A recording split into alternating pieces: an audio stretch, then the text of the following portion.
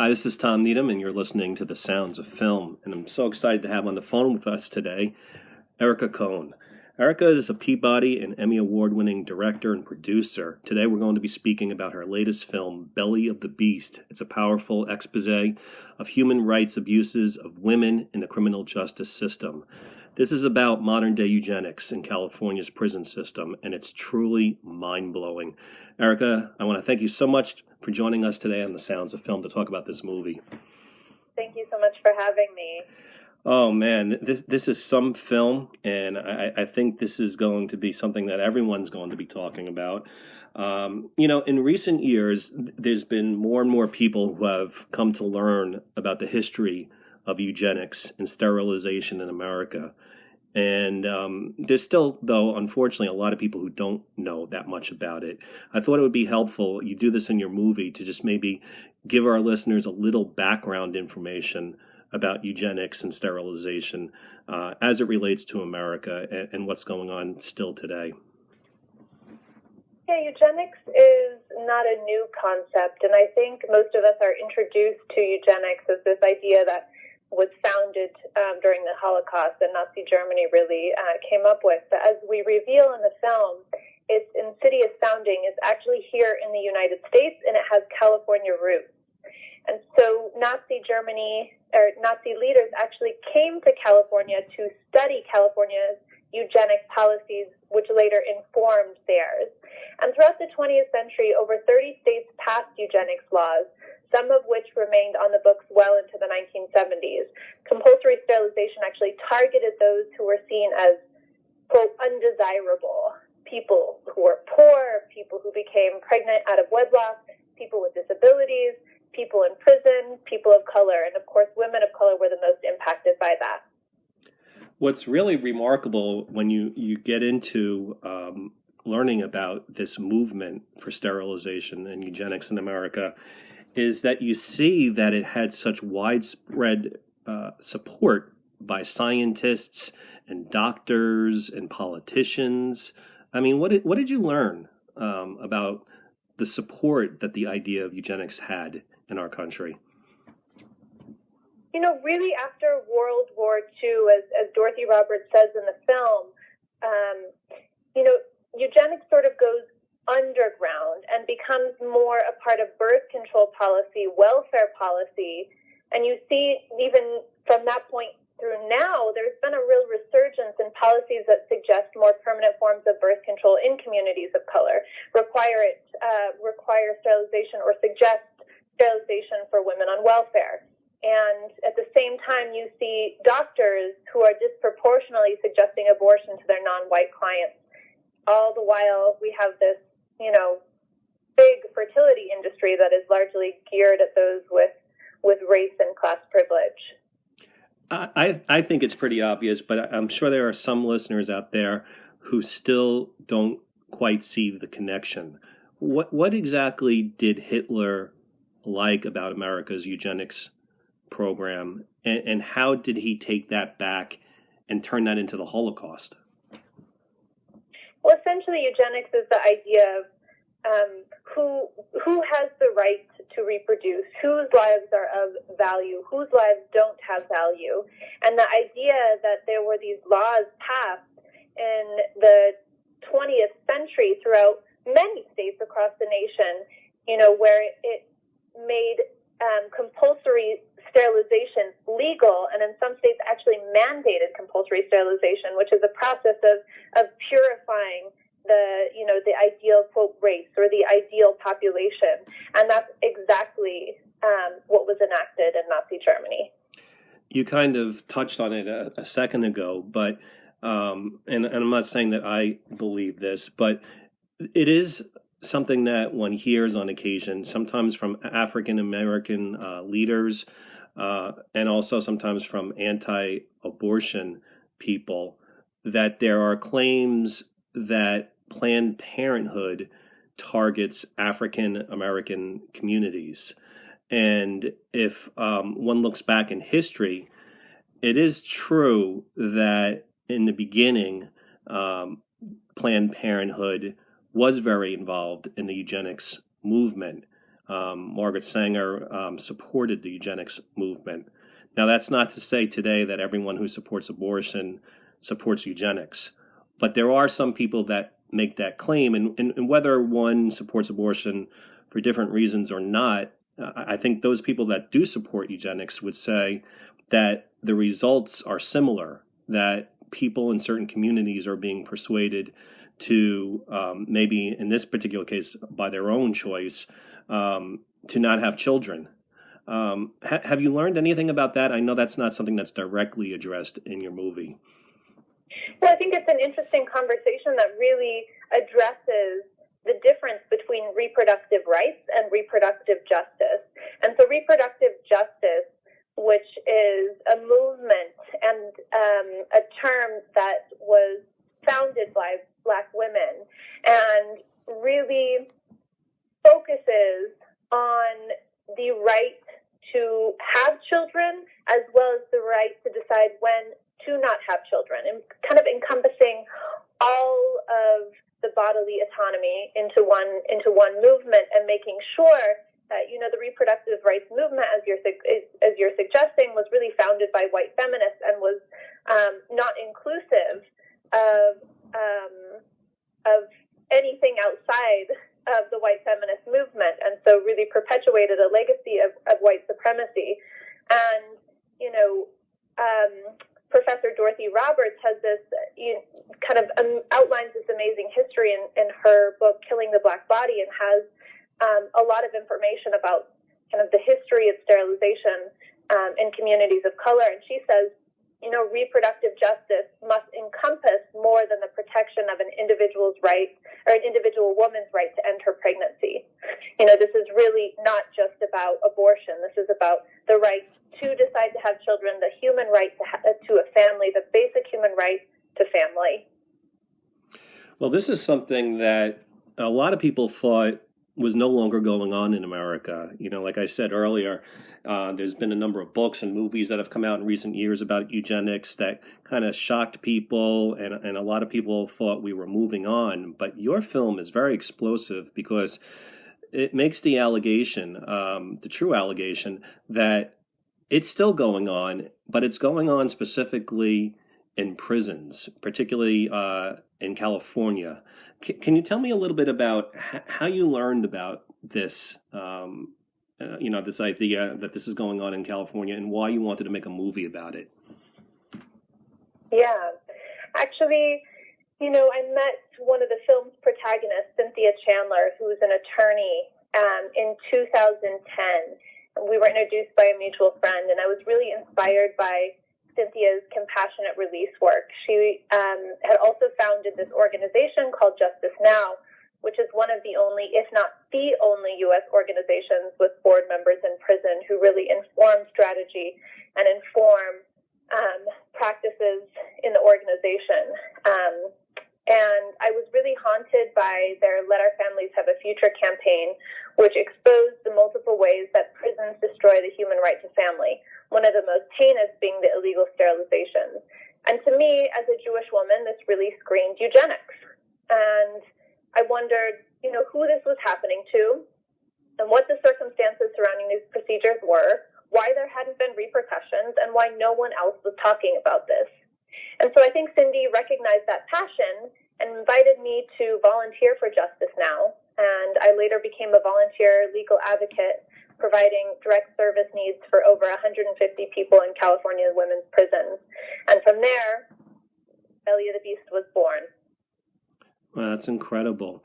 Now, for our listeners who haven't seen your movie yet, can you just give them a brief introduction into what the premise of the movie is and what you hope to explore in this film?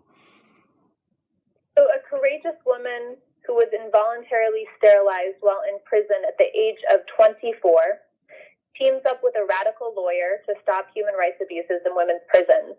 And with a growing team of investigators both inside prison, working with colleagues in the free world, they uncover a series of statewide crimes ranging from inadequate access to health care, to sexual assault, to coercive sterilizations, primarily targeted at women of color.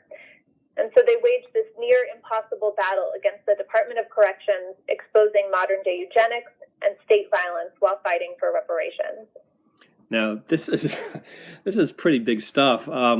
Did you have any fear when you were making this movie that you could get yourself into some trouble? Because the allegations are really, really explosive. I mean, you're accusing California's prison system of knowingly, still today, committing the act of sterilizing women, and in many cases against their knowledge. Yeah. Until now, really the past month in preparation for our world premiere at the Human Rights Watch Film Festival, the film has remained completely undercover to protect both the privacy of participants inside prison and really preserve the campaigns to end sterilization abuse. And it's my hope that by shining a light on the healthcare and human rights abuses inside, that this film will really become a rallying point to call attention to the many injustices within our criminal justice system. Right now, all over America, people are outraged over what's going on with the killing of George Floyd, and there's demands for changes in policing. How do you think your film is going to make an impact in terms of some of those other events that are going on in the country that have to do with police and racial matters? Mm-hmm. We are witnessing population control and systemic racism through policing, imprisonment, and access to health care. And I really feel that Belly of the Beast is a part of the broader conversation that highlights these injustices, advocates for lasting change, and calls for immediate redress and reparation. The statistics are really unbelievable, and you have some important ones in this film. Can you share a little bit about, you don't have to give me exact numbers if you don't know them off the top of your head, but you probably do. How many people go to prison in America, and what percentage of them are minorities? And how does this compare to other countries in the world? Yeah, the statistics in the United States are astounding. The U.S. has the largest prison population in the world at 2 million people who are currently incarcerated, and actually has the highest per capita incarceration rate and highest incarceration rate for women across the globe as well. And right now, there are 231,000 women currently incarcerated in the United States, and 1.3 million women under the supervision of the criminal justice system, meaning that includes those on probation and parole. And of course, women of color are disproportionately impacted. Women are the fastest growing prison population today, and that disproportionately impacts women of color. And what did you learn about some of these women? Like as an example, I think one of the things that you mentioned is that many of the women who end up in prison do so because they find themselves in abusive relationships. What are some of the other things that you learned? Yeah, approximately 92% of women, this is specifically to California. In California, women in California prisons have been, who are survivors of domestic violence or sexual violence throughout their lifetime. Nearly 80% of all incarcerated women in the United States are mothers. 3/4 of incarcerated women are of childbearing age, meaning somewhere between 18 to 44 years old. And so that really hints at how prisons destroy the human right to family. When women are locked up during their reproductive capacity years, that's actually another form of eugenics, another form of sterilization. And the majority of women who are incarcerated are nonviolent offenders and are imprisoned for crimes of what we like to call survival. And why is that important for us to know when we're watching your movie, which then goes on to make the case that some of these women are being targeted for sterilization? Why is their history important for us to understand? I think it's really important because prisons are so far out of our sight, out of our consciousness, far from our physical reach, and we are rarely granted access to the world in prison that isn't dramatized or sensationalized. So when you actually hear these statistics, root the film, root your background information deeply in the statistics that are really raw and real, it makes these stories a lot more tangible, a lot more accessible. We can understand that the people who are incarcerated, if we don't have direct lived experience with incarceration, are people just like us. Yeah.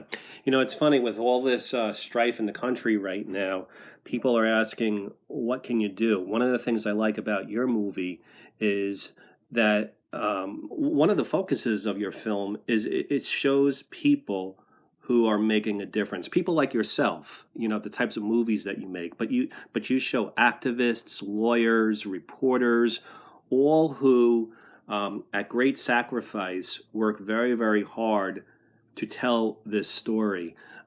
What can we learn from these people who are showcased in your movie? I think there's a lot to learn. I think that, you know, through community, through joint activism, we can really create change. Right now, there's actually a reparations movement in California to compensate survivors of the eugenics program through 1909 to 1979, as well as those who were illegally sterilized in California's women's prisons today.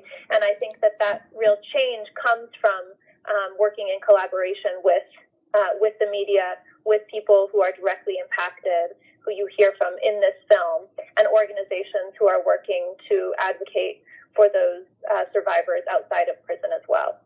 One of the things that I think it was very smart of you to include in your movie, which is very powerful and also a very important reminder, is that not everybody sees this issue the same way. I was struck by the section in your film where you played a bunch of different news clips where people were able to voice their concerns. And I was personally kind of shocked, but I guess not entirely, that there are still people today that think the idea that, well, if somebody has committed a crime or if someone's on welfare, maybe they shouldn't be having kids. That's a view that a lot of people still share. And, yeah. and I think a lot of people, when they say just in everyday life, you know, when they're not talking about sterilization as it relates to eugenics, just think it sounds normal and reasonable. Like, what have you learned about like people's views related to that kind of thinking? I think in the making of the film, one of the things that was most difficult is this is not one person, one bad apple. It's the entire system. And it's really easy for audiences to want to find an individual to blame. But I think it's a lot harder to examine how this is an entire institution, that this is systemic and institutionalized racism at work. And so you see in the film that it's, while there are doctors and healthcare professionals and other prison officials who are a part of this, you know, we really wanted to also demonstrate that it's societal views as well. And you see in this very kind of explosive moment in the film after the Center for Investigative Reporting launches their undercover investigation and releases their findings, the kind of horrifying response from the general public. And I think that that's something that I hope this film really confronts. You know, in talking with Kelly Dillon, one of our main protagonists in the film, she was mentioning that she's anticipating that we're going to really have some viewers who applaud the fact that these things have happened to women of color. And she says, you know, quote, "I hope the takeaway when we hear those types of comments that it will further expose the heart of America, the racist, the power-hungry America that uses horrific practices such as eugenics, biological experimentations, and murder to maintain control."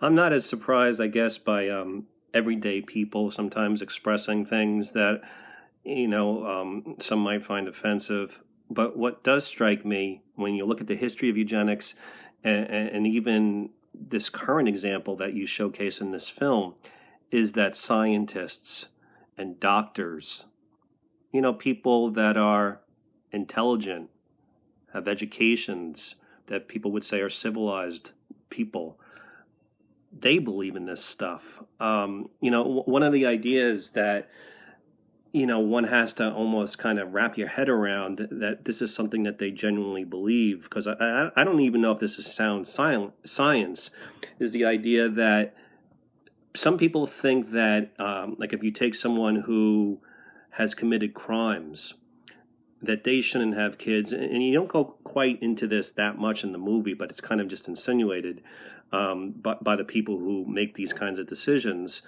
that someone who would commit crimes, if they have kids, their children might end up being the kind of person who commits kids. The belief that kids inherit their genes, their traits from their parents. Is this sound science based on what you've researched?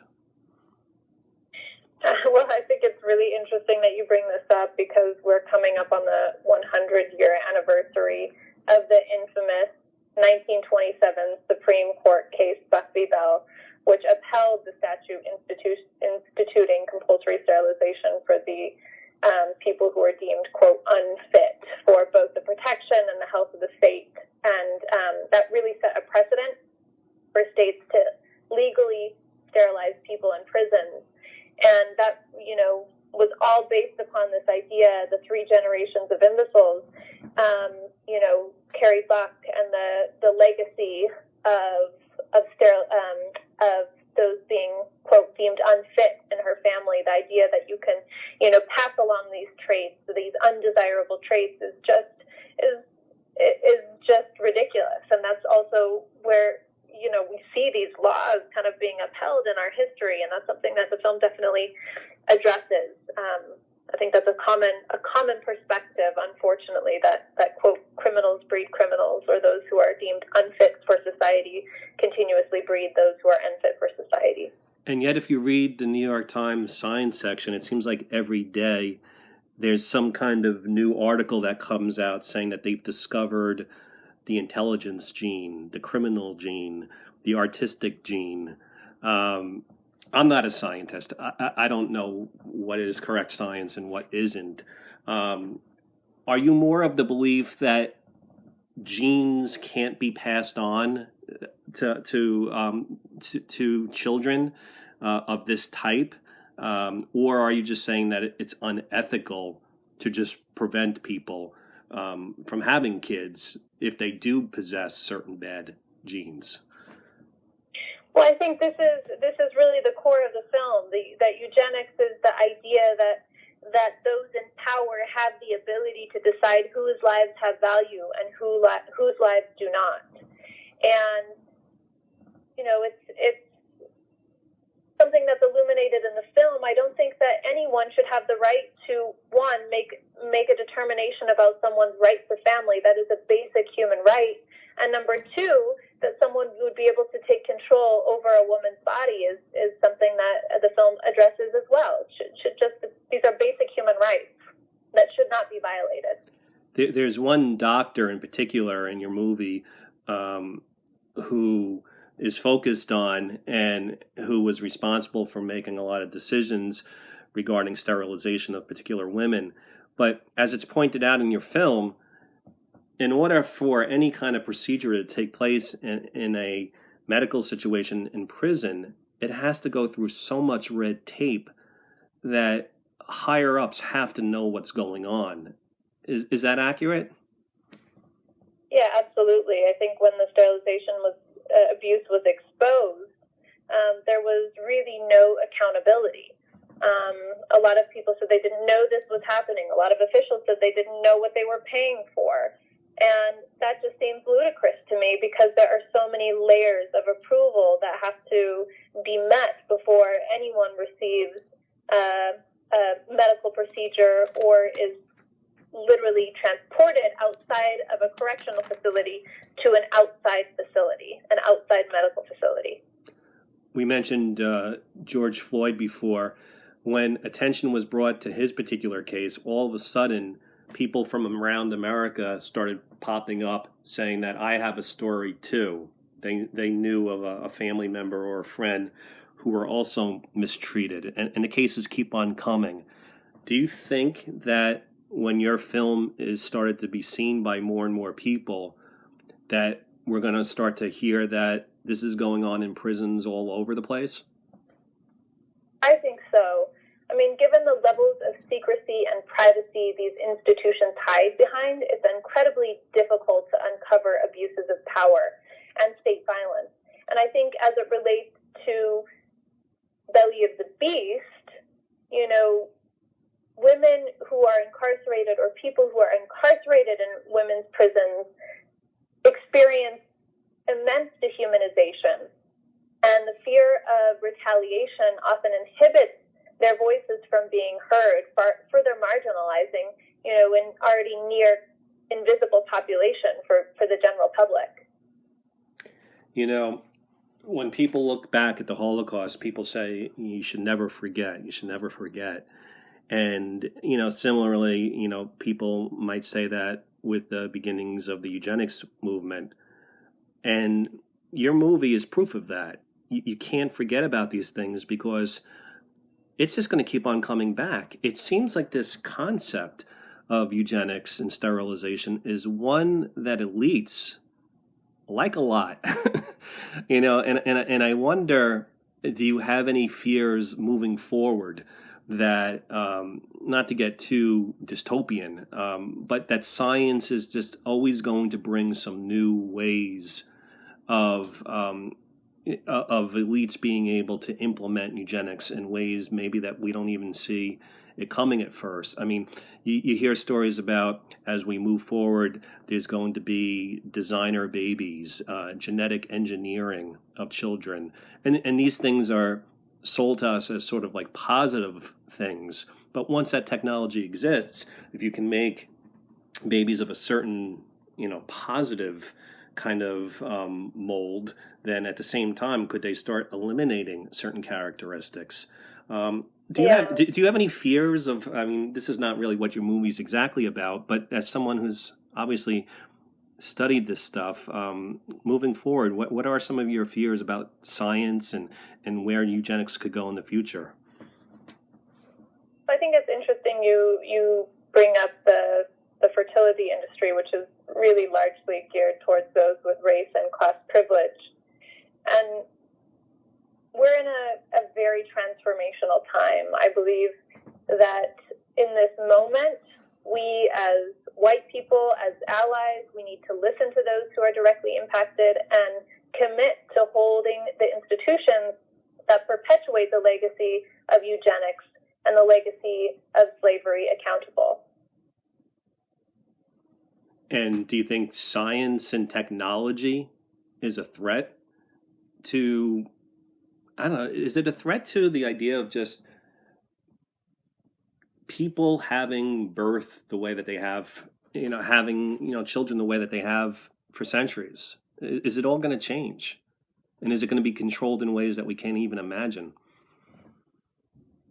I think I'm an optimistic person. I think that what we're witnessing right now is really a transformational moment, and I'm looking at things through the lens of a filmmaker, as an artist, and as an activist.